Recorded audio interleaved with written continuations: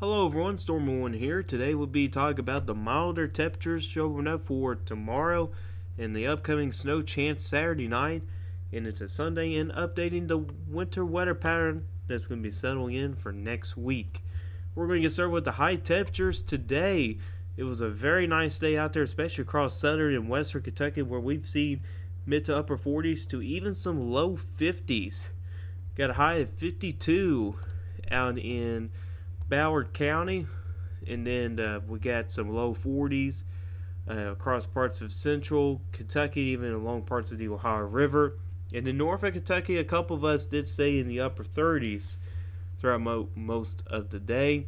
We're going to come back to this later, and I'll say why here in a few moments.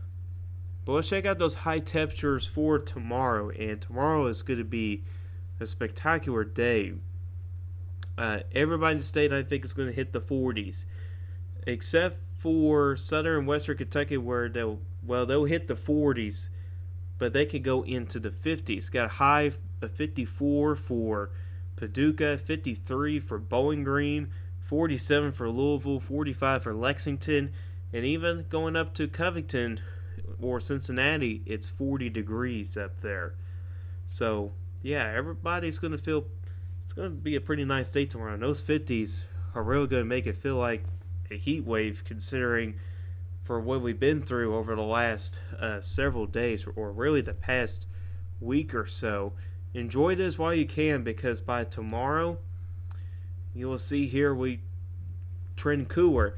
Now, most of these high temperatures are likely to be early in the day. Probably the only exception would be across the south and southeast, because if we look off to the northwest, we got another round of cold temperatures coming in, and that's an Arctic cold front that's expected to move into Kentucky Saturday and should be passed through the state by Sunday as well. And that's where we're going to be talking about our next snow chance. And we're going to look into the high-risk Canadian model here for this one, the 18Z run. You can see here tomorrow, going to stay high and dry. There'll be some clouds moving in from the west, and then as we get into tomorrow night and into Saturday morning, here comes that rain that's out there. Could be some periods of light to moderate rain Friday night into Saturday morning. Kind of lines up a little bit Saturday afternoon. It's not going to be all day rains out there, but we'll get a decent amount of rain out of this. But then look what starts to happen Saturday evening. We get another low pressure system that may try to develop along the cold front here. You can see down in Alabama, 1007 millbar low over Tuscaloosa. And you can see how that low pressure system starts to move to the northeast. And as that happens along that Arctic front, we start to see some snow try to show up just north and west of that Arctic front. And there could be periods of some decent snow in there Saturday night into Sunday. And this is Sunday right around noon. And now we have a 1004 millbar low over West Virginia. And you can see how the snow really picks up, especially off to our northeast as well. And then really the rest of the day on Sunday could be some snow flurries and snow showers on that northwest flow. And we can get a little bit of moisture from Lake Michigan, and by that point, that's when those cold temperatures really start to settle in. But that's the high-risk Canadian. Let's check out the NAM model. And as you can see here, all models agree on tomorrow, high and dry, with some clouds moving in from the west. And here comes that rain coming in. And it's trying to mix in with a little bit of snow in southeastern Kentucky. It's very possible that Saturday morning in the higher elevations of southeastern Kentucky could start off as snow, but should transition to all rain by late morning Saturday into Saturday afternoon. And you can see here comes that cold front, a little bit of snow, and not much of anything, really. It's got some snow flurries and snow showers moving across Indiana and Ohio. So, yeah, It doesn't show much of anything. And this is what comes back to the high temperatures, like I was talking about earlier in the video or back towards the introduction, is the high temperatures. So then again, this is our high temperatures today. If we were to check out the modeling on the high temperatures for today, and we're actually going to look into the 0Z run from around this time last night, not today, but from last night. So this is basically from yesterday evening. And if we look at high temperatures, this is coming from the HIRES Canadian model. And this is the high temperatures of what it believes. So let's start off in Louisville. So the high temperature in Louisville, the HIRES Canadian believes in 36 or 37. Well, we don't have a Mesnet station there, but taking into effect of the heat island effect that Louisville has, I believe they're probably about 43 degrees. Because you can see in the surrounding areas, it was generally in the low 40s, with the Bullitt County site close to Shepherdsville being 44 degrees as the high temperature. So, going back to HIRES Canadian, it believed the high temperature was 39. And then if we go towards southwestern Kentucky, high temperature in Bowling Green 47, but the actual high was 49. And then you go back over towards Paducah, where the high temperature was, I believe, 51 or 52 degrees. Going back to the model, it's 48. And then if we go to Maysville, where the model believed the high temperature would be 34, when it was actually 38. And then one more example would be Lexington. So the actual high temperature of Lexington was 40. Weather model 36. So you kind of get where we're trying to go for. And remember, the HIRES Canadian had a snowier solution compared to the NAM. Well, which really the NAM had no storm system whatsoever. If we actually go to the NAM model and actually check out the temperature forecast, going back to the 0Z run from last night, let's try to figure out the difference here between the HIRES Canadian and the NAM. So, high temperature today from the NAM. So, Lexington believes the high was 36. Actual high, 40. Going to Louisville, 34 on the NAM. Actual high temperature, probably about 43 or 44. Yeah, that's about 10 degrees off. What about Northern Kentucky? Covington, Cincinnati, 31. The actual high temperature, 37. And then going down to Bowling Green, actual high temperature, 49. Weather model, 42. So you can see where the problem is. The models are not doing well with the high temperatures. They've been running too cold. And I believe this is really impacting of how our snow potential goes for Saturday night into Sunday. And the main reason why is anytime when you have colder temperatures interacting with a storm system, if the colder air is stronger, or in other words, it's colder than what's actually modeled, that actually keeps the system more suppressed, meaning that it's weaker, it's faster, and you just get less snow out of it. And that's kind of what the NAM is showing. But if it's like the HIRES Canadian, which is not as bad, it's still a little cold, but it is warmer, you get a completely different story. And the reason why is that if you don't have as much cold air to work with, basically that source system can have a more north and westerly track, which usually means that it can be stronger, it can be more amplified, it can also be a little bit slower, which gives it more time to amplify. So at the end of the day, you get more snow, just like the HIRES Canadian. Now, I'm not going to really show the rest of the model guidance other than the Canadian model, which is pretty similar to the HIRES Canadian. A little bit further to the southeast, but you got a pretty similar look out there. The GFS shows up the storm but it's much farther to the southeast with it. It's got a pretty good hit of snow in southeastern Kentucky, but nothing anywhere else.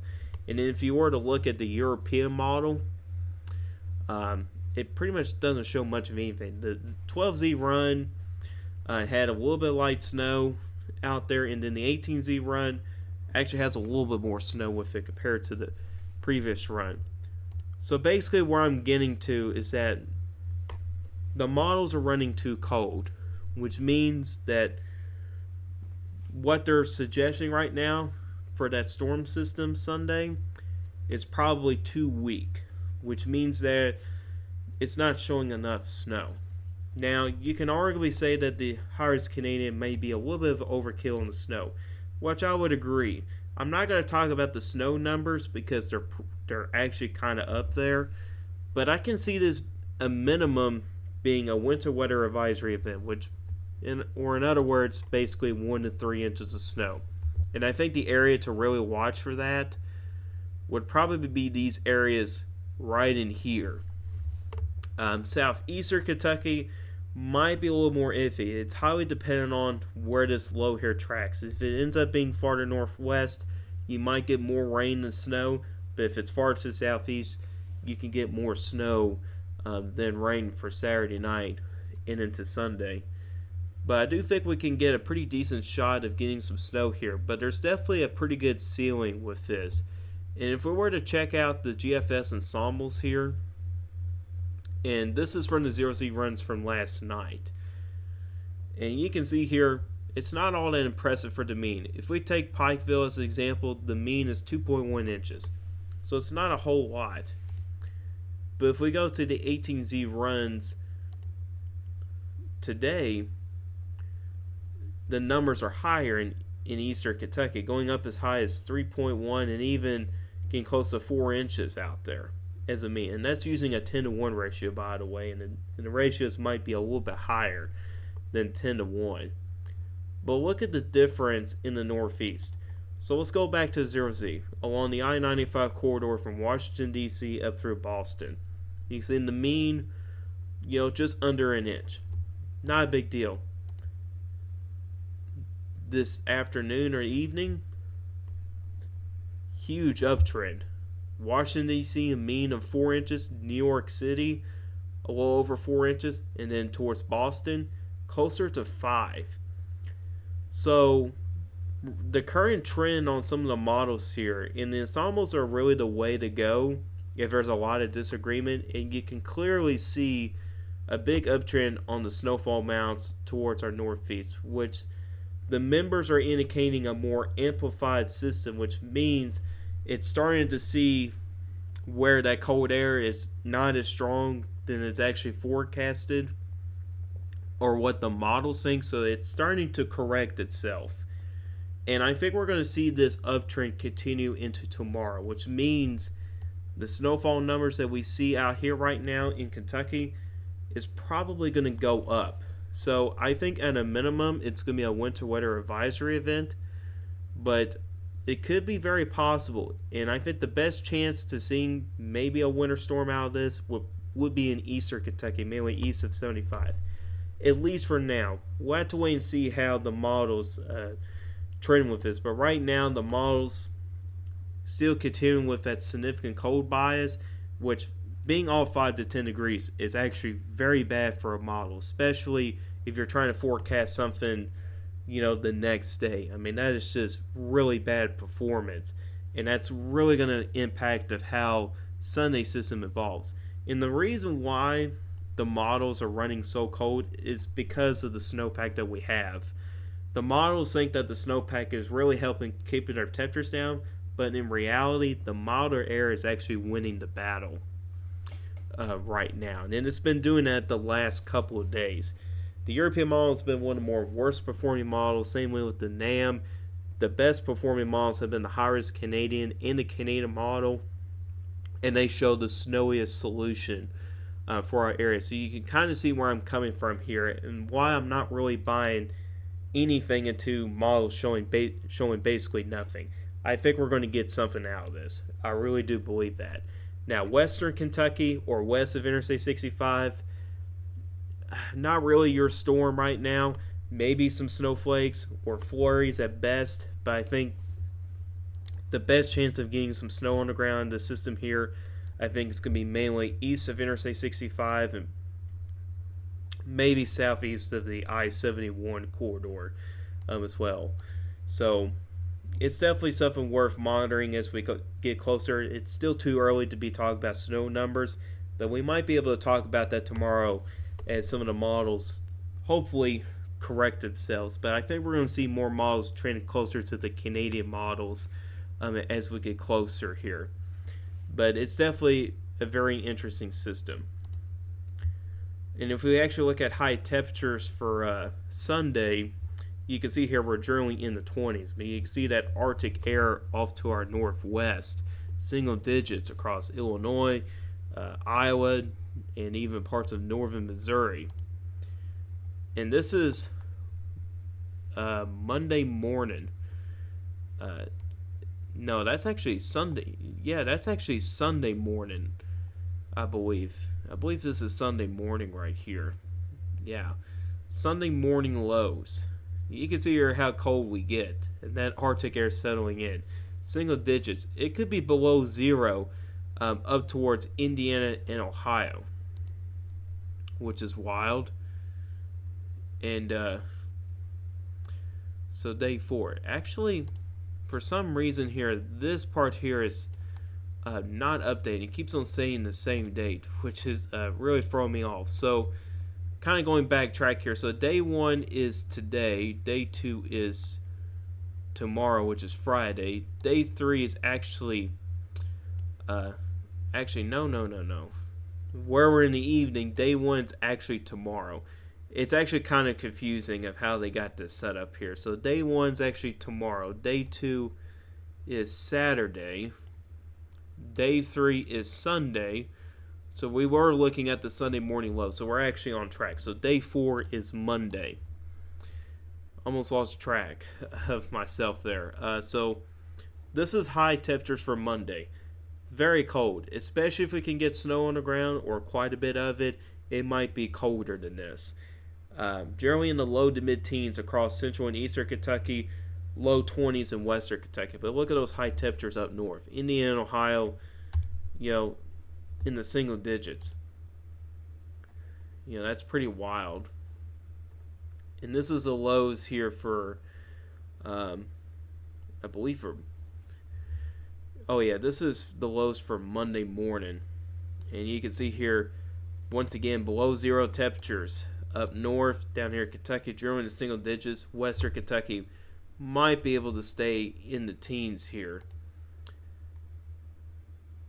And then as we get into, this is Tuesday. So this is Tuesday high temperatures.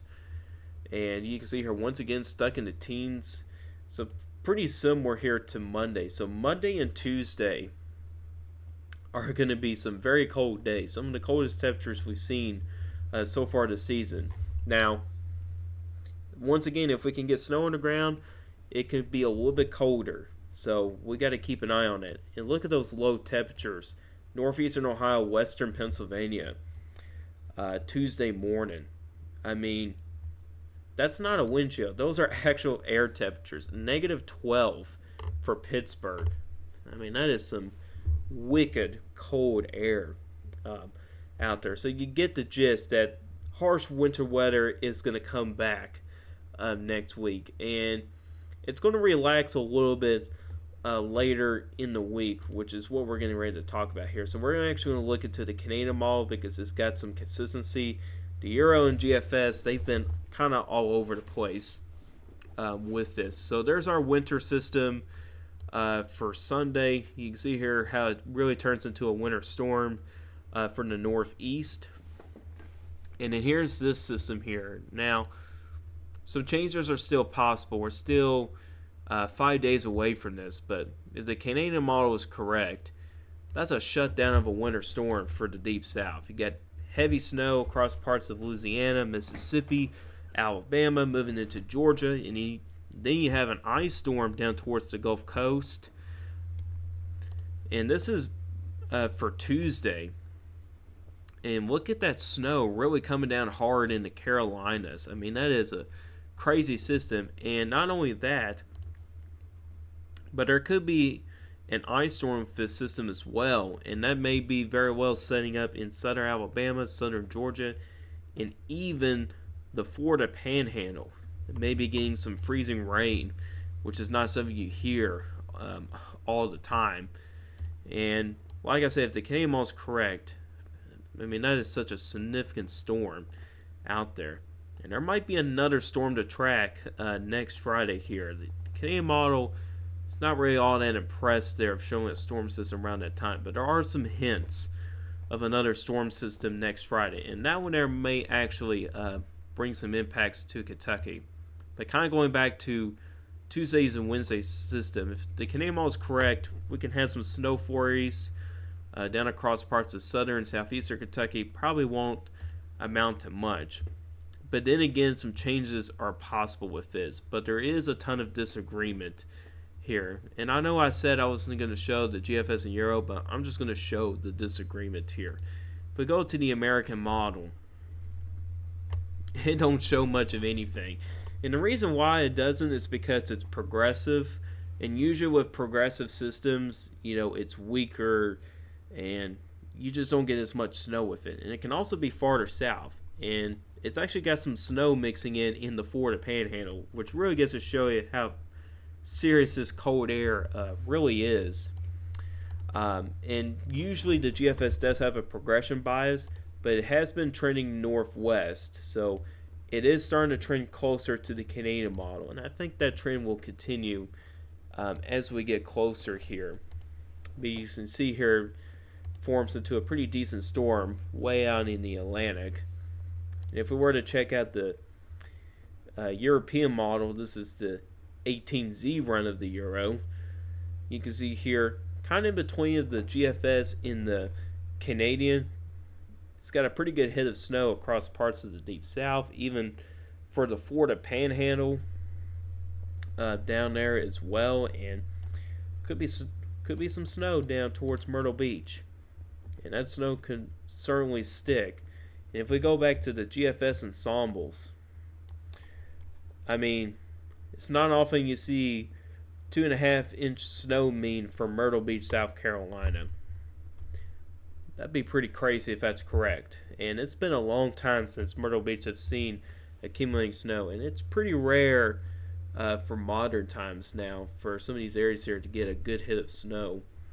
But potential is certainly high for folks down towards the deep south, so we may have to watch for that as well. And we'll have to watch for a potential northwest trend. And with these Arctic air blasts, sometimes the models could be too progressive with the Arctic air blast, and sometimes maybe too strong with the cold air, so sometimes you'll kind of see a trend northwest a little bit. Now, I don't think it's going to trend northwest enough to really get a winter storm out of this. I think that's going to stay to our south and southeast for that one.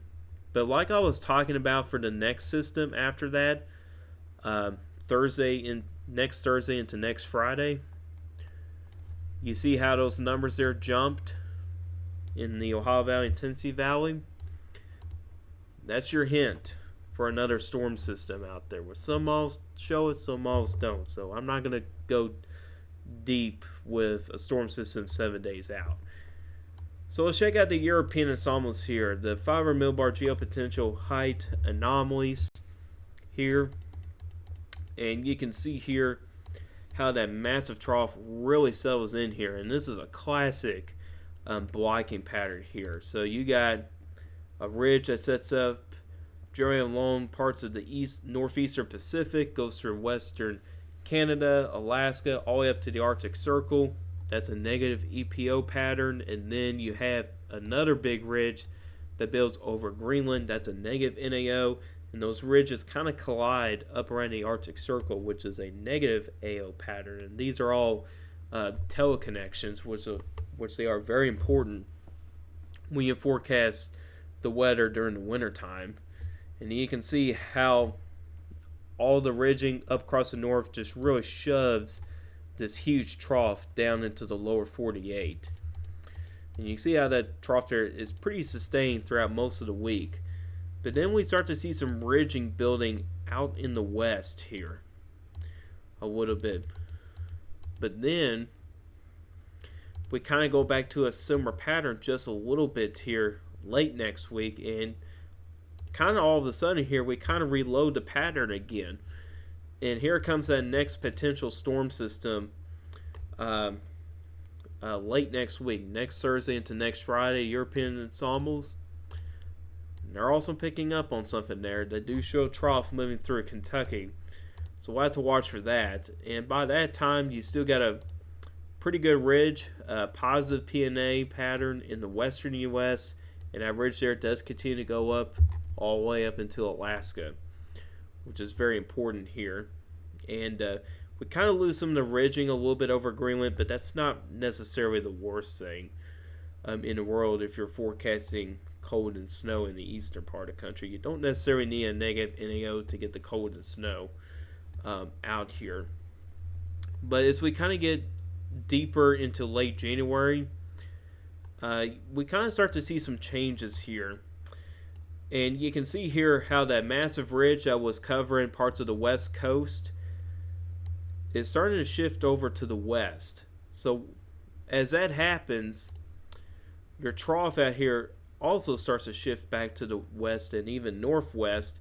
And then look what starts to appear. A southeast ridge, which is typical during La Nina patterns over the winter. And with this type of combination, you know, Kentucky, we're kind of in between the trough and the ridge, which means we're going to be in the battle zone probably in late January, which could really mean, honestly, just about anything. But if we check out temperature anomalies here, still a pretty cold signal out there, but you can start to see where that southeast ridge starts to show up with those above normal temperature anomalies out there. But if I kind of backtrack through this a little bit here, there's that Arctic air blast here, and you can see, you know, when you get to those pink and even at times white colors, I mean, that's some nasty cold. I mean, some really nasty cold in there. There could be a brief warm up, but I think we're going to stay cold throughout most of next week here. We do try to warm up, looks like next weekend, and then boom, here comes another Arctic air blast trying to move in here. So the pattern just constantly reloads with these Arctic air blasts. I mean, it's pretty impressive, especially this time of year, or really during any winter season. Just constantly getting these Arctic air blasts throughout almost the entire month is actually kind of impressive. And the last thing I want to check out is the latest Climate Prediction Center outlook, 6 to 10 day temperature and precipitation outlooks, valid January 22nd for the 26th. Still looking cold across the east and south. Precipitation might be a little bit dry out there, but you can see the active storm track just a little south of Kentucky down there where we see some above normal precipitation. 8 to 14 day outlook. This is valid from January 24th through the 30th. Still could be looking on the colder side, but look at that. Some above normal precipitation. So the pattern will likely continue to stay active as we go through the rest of the month. And just today, they have updated their outlook for February.